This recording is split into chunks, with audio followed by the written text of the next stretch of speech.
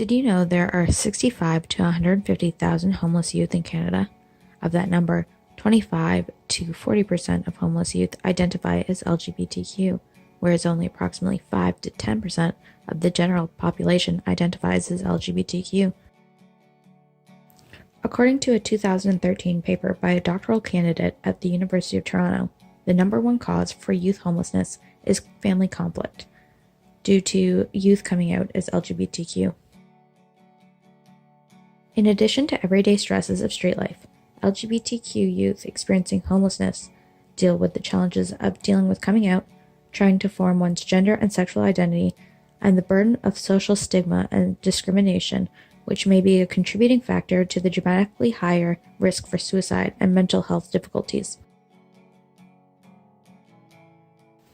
Toronto is advertised as a safe place for LGBTQ, but there are no dedicated shelters for LGBTQ youth. A high proportion of queer and trans youth experiencing homelessness feel safer on the streets than in shelters due to homophobic and transphobic violence that occur in the shelter system, and because shelter providers are not prepared to deal with homophobia and transphobia. While overall hate crimes decreased in Toronto in the last year, Stats Canada reported a 25% raise of hate crimes based on sexual orientation in Canada, and those crimes were more likely than any other hate crimes to be violent.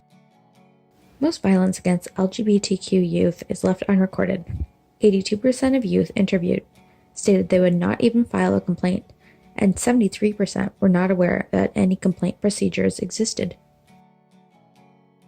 These issues are the tip of the iceberg of some of the struggles LGBTQ homeless youth face.